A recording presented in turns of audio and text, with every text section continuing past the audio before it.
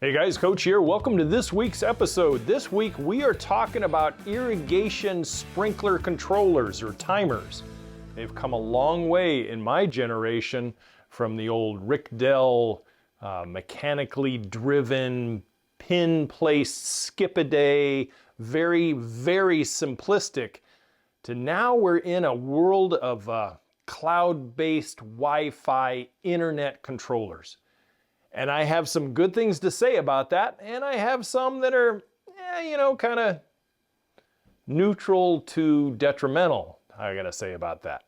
I would like to thank the sponsor of this video, first of all, ImoLaza, who stepped up and provided the controller and the outdoor enclosure for this episode. Thank you, ImoLaza. It is not a brand that I have ever dealt with in my professional landscape career. I dealt with the big three, and I won't mention them here because these guys are the ones sponsoring the video. So I received these about 2 weeks ago, and I took some time to really try and understand it. Maestro came to my rescue, and I know she is going to help me understand the app part of this, the programming part, to where everything that I do on this sprinkler, with a couple little exceptions, will all be based off the phone. Now that is not my generation necessarily. Most of us codgers 60 years and older, we're used to the wall-mounted indoor or outdoor rated enclosures and timers and controllers that we stand and look at, and we do the dial thing, and we see the program, and we see the percentages and the seasonal and the delays and the pump start relays and other stuff. That does not make this bad. It just makes it new, which gives people who are not super high-tech savvy just a little steeper curve to learn, so that they feel confident about it. And I am on the uphill swing of that curve. And I'll tell you that ImoLaza has done an awful lot of research to make it easy for the average DIYer. I would say if you are in your 20s, 30s, and 40s, you're probably going to adapt to this a lot faster than I will. So let's get started. ImoLaza sent me both the controller and the outdoor rated enclosure on this. They sent me a 12 station controller, which I will never be using 12 stations here at Brook and Pond, but it's what they had available and they sent it out, which I greatly appreciate. It has a indoor rated mentality, and then it has an outdoor rated enclosure, which I think could probably stand some improvements. And I'm going to cover that first so I can concentrate on the positive for the rest of this video. The outdoor rated enclosure is a simple plastic box, and it is to be hardwired into a high voltage plug and then routed into the enclosure into an interior box. Now, one of the things that they do not say, and I think they should, or they should include, is if you're going to deal with high voltage enclosures, you should have some type of high voltage cord security ring and clamp that goes on this. If I was installing this for a customer back in the day, and I got caught out in Northern California, this could be a problem, code-wise. And I think it's much safer if you have a high voltage cord that is very secured to the outdoor enclosure. The other thing is where the zonal wires, the color-stranded wires come in, they had a very large opening, which I went out at my own expense and got a larger wire clamp and ring set for it. That way, what you have is you add additional protection for safety on the high voltage, and for moisture and especially insect intrusion. These guys are magnets with their little electromagnetic fields that go on in here, a magnet especially for bees and wasps in the summertime. I have had many a time when I've gone out to see what's going on with someone's timer, only to open up one of these things and have a hornet or yellow jacket's nest in there, or a wasp nest. And oftentimes they will end up with problems. This particular opening here is so large that mice could get up inside there. And that's not cool at all, because they can make a nest up in there, and they love to chew on the plastic casings, which could cause shortage and then zonal outages when the sprinkler is supposed to come on. So I think this product is good. One other thing I would like to see them do is add some type of a rubber gasket around the outside, because for all intent and purposes, out in a very humid or very rainy conditions, even snowy conditions, which we will have up here in Zone 4, matter of fact, starting next week, you're going to want to have just a little bit more moisture resistance that would stay out of this box. And I think a gasket would be a very good choice to start with that. Now, as far as the connection points, I have a standard 16 gauge cord, which I had to go get as well, because there's nothing on ImoLaza's box or advertising that says that this is included or it is not included, along with these two items here. So I went and got an inexpensive UL rated 16 gauge cord, cut it down and ran it up into here. The connection parts here are very straightforward. Black to black, green to green, white to white. And I think this will be easy wiring. One of the things that I saw was that the wire nuts that they provided are very, very large, considering the size of the enclosure and the small diameters. You need a 12 gauge wire up here to fill up these wire nuts. So I'm going to be using smaller wire nuts that are probably a third of the size and still give me plenty of insulatory value and good connection points. So I think they could downsize a little bit on the size of the wire nut. I don't know if this is their standard or this is what they happen to have when they sent it out to me. But these are large. I mean, this could handle, you know, four or five 12 gauge wires, and that's not what's in here. This stuff is 18 and 16 gauge wire.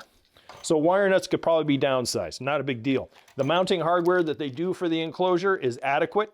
It does have wood-sided rating mounted screws, but they really concentrate on stucco, where you'd have the plastic expanders and then you put the screws in and mounting it to a stucco wall. I happen to have metal siding, so I'm going to have to do a little pre-drilling, and then the mounting screws will work just fine.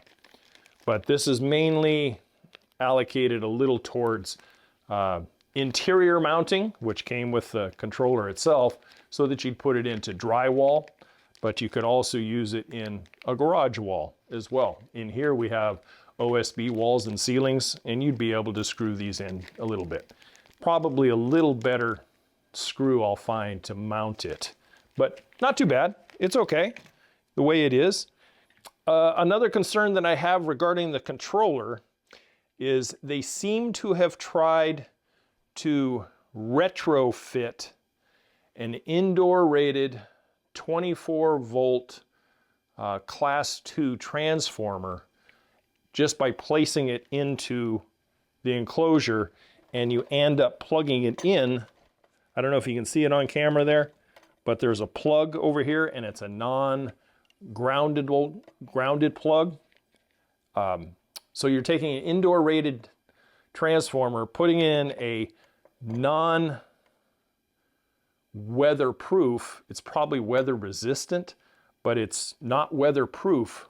And then you're expecting long-term viability as far as this outdoor rated or indoor rated transformer into an indoor rated controller that's going to go in this box and then go out of doors. From a professional standpoint,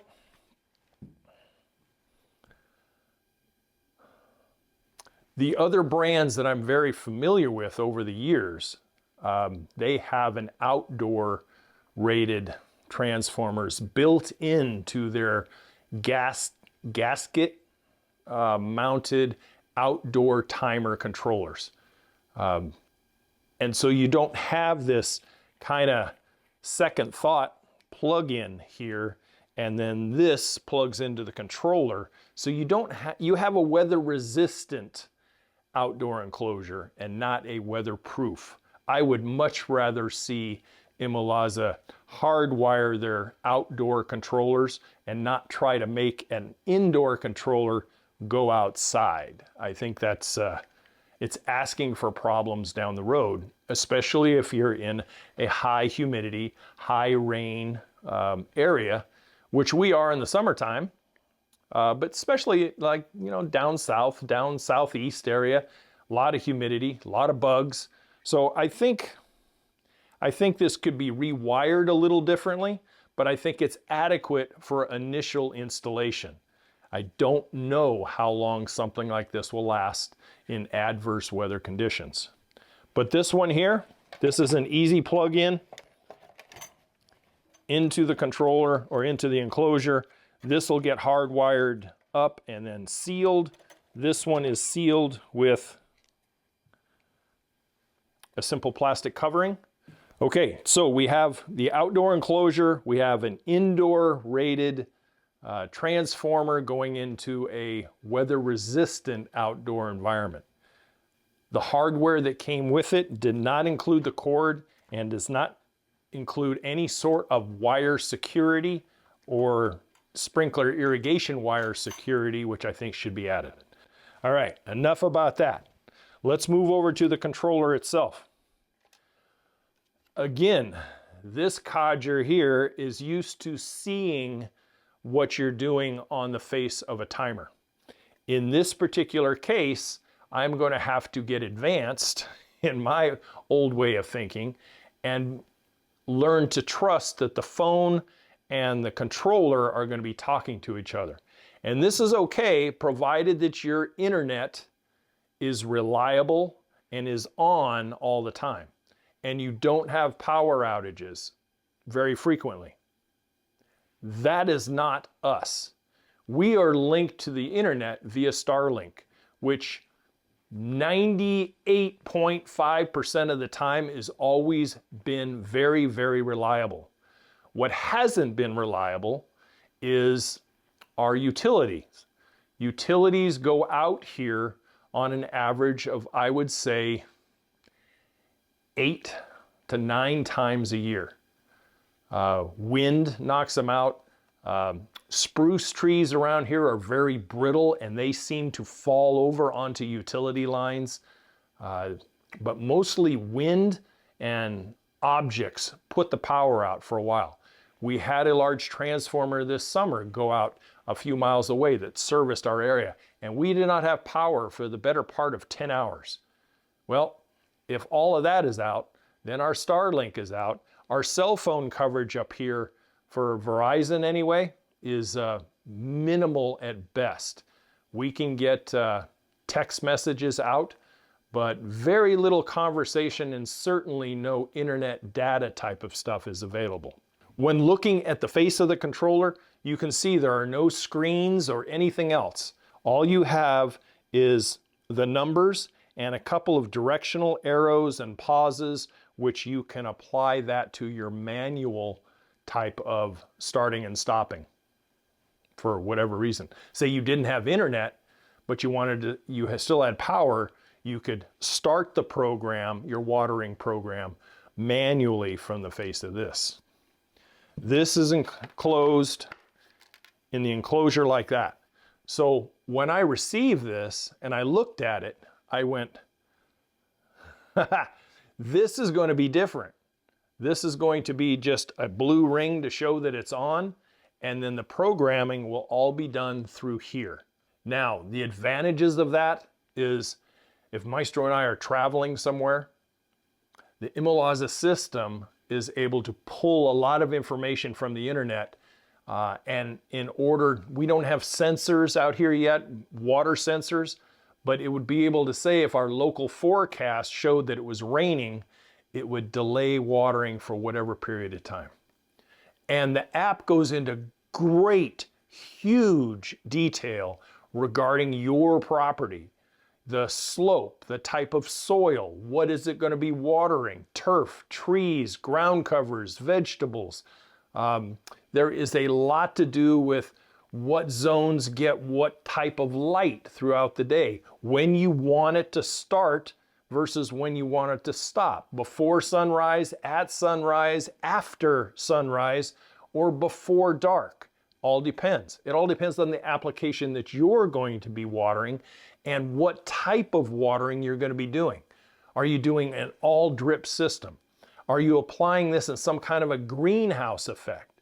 Do you have new lawn, sod, or seed that needs multiple short-term watering activations throughout the warmer months and warmer days in order to get seed and to keep brand new sod moist, which you really have to pay close attention to when you put that stuff down? This does have that capability. And if you traveled halfway around the world and you saw that you needed to reprogram, you could reprogram it from any sort of a Wi-Fi connection using your phone. This one here is very sleek. It's nice, it's clean, it's white. I don't know what it would look like in a garage after a few years. I think it would probably get a little dusty, which you're going to have to keep it clean. And as far as controllers go, one of the greatest things you can do to extend the life is to go in there with a little bit of compressed air and keep this area pristine and clean. There are a lot of connections here, but I noticed one thing that they've improved on is at least they have the numbers down here. A couple of years ago, they did not have the numbers. And they have what I would consider minimal space between the bottom of the controller itself and where the wires come in underneath. There's minimal space. And my old eyes require me to definitely have glasses on. But even the portals, these are not toggle portals like some of the other more noted timers have. These are screw-in lugs, and they are very, very small. You can see the size of the screwdriver that they do provide. So you're going to have to do all your connections first before you put this back over, and it should be okay.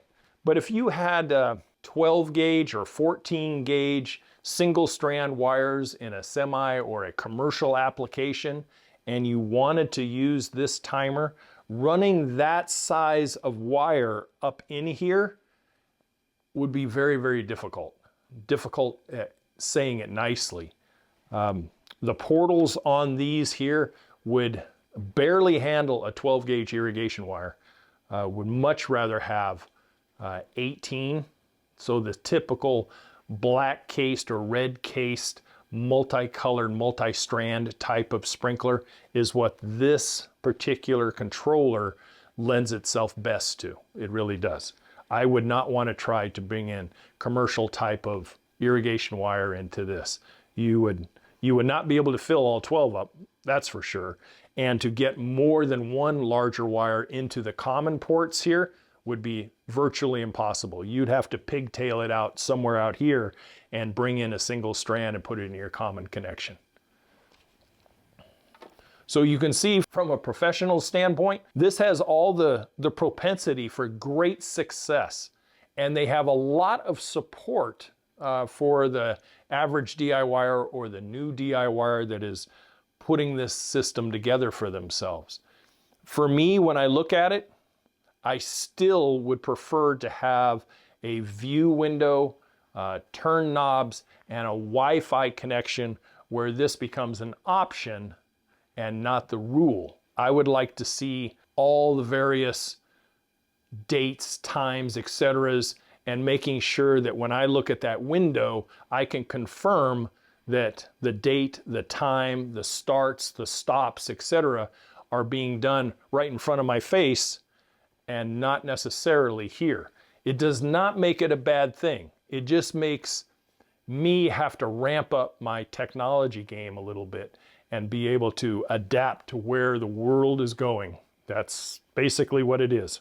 But the basic tools that you're going to need for this project is not very much. You will need your phone, standard screwdrivers for mounting, wire strippers for stripping wire off so you can put the wire nuts on, the small provided, or if you have one, kind of a micro Phillips head screwdriver, a drill driver so that you can mount this to an exterior or an interior wall somewhere. And that is about it. I think that putting this thing together is going to take about 30 minutes, and we will mount it. We will mount it here in the garage for the winter, but most likely it's going to go outside in the backyard next year when the irrigation system goes in. So I think ImoLaza is definitely on the right track. I think their outdoor rated type of product has a little bit to go to get up with the game as far as the irrigation outdoor enclosure stuff. I think they should provide or at least notify on the box that cords and clamps are not included. Those you would have to do yourself. For someone to open it up and then start putting it together and then they go, wait, how come this thing is so loose in there? I think from a professional standpoint, they should probably put those things in.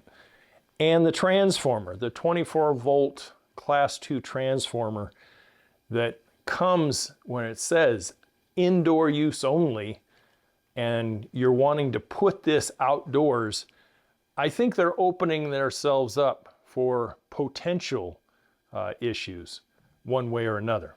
And then the plugs, the plug that they have here that is strictly a, an adapted plug, and if it's an indoor rated transformer going into an indoor rated controller, and then you're taking it and putting outdoors, I would probably end up putting some type of a small gasket seal on here one way or another. I would find it very useful and extend the life. I'm also going to take a little bit of silicone or expansion foam once it's all together, and I'm going to seal those things tremendously to keep ants and wasps and anything else that might want to go in. I'll probably also have a conduit drop with my irrigation wires where they're going to be exposed. I'll probably have a conduit drop where they're encased, at least down underground level. That way you don't have rodents that are going to want to chew, and you don't have the UV destruction that can go on. It'll probably last for many, many years, but I also think it looks a lot neater, a much neater installation once it's all done. Kind of like what we did on the outdoor lighting that we did in the backyard earlier this year. So the other thing that they do provide is they do a pretty good job of explaining how to install in literature. They have a couple of mounting templates that it comes with, which is good. And then they have labeling decals that you can pull off and put on your valve wires as you're disassembling an old one, or you're assembling a brand new system, which is what we're going to be doing. And at least you can label it common 1, 2, 3, 4, 5, 6, or M for the master valve. And that's the best. I think that's one of the better things that they do. I used to always just take out a notebook and I would just literally write it on my notepad, which color went to which valve, and then follow that back to the controller and mount it up that way. That's how I used to do it. Here, that's kind of good. And then they have a pretty good wiring diagram on how to wire it. One thing that is on the controller that I had to read a deep dive into the instruction booklet was the pump station relay. You can attach a wired or a wireless pump station relay to this and wire it into the 24 volt. I did not know what that 24 volt thing was until I got way deep in here, but they don't want you to wire the controller directly to the pump. You got to go through a relay, probably for voltage reasons. But other than that, I think there's a little bit of constriction as far as room. If you had a 9-strand wire or multiple sensors and you had the commons on this are the same size as all the other wires. And you start trying to put multiple common wires in there and tighten them down, sometimes you can run out of space, especially on something like a 12-station timer. Other than that, thank you ImoLaza for sponsoring this video, and thank you for providing these two components. They will be going into operation next spring, but for the most part, I think they're on the right track. They're going in the right direction. Just a couple little upgrades or notifications here and there, and it should be good. Anyway, that's what I have for you this week. If you have any questions regarding this product or any other landscape related questions, drop them in the comments below, or you can email me at any time, youryardcoach@gmail.com. And don't forget to check out our website. Some nice products and services there that might really bump up your DIY landscaping education. Anyway, I'll catch you guys next week. As always, to your landscape success. Thanks for staying with me. If you haven't, please subscribe and give me a thumbs up. I'd greatly appreciate it. And I'll see you next week. Bye for now.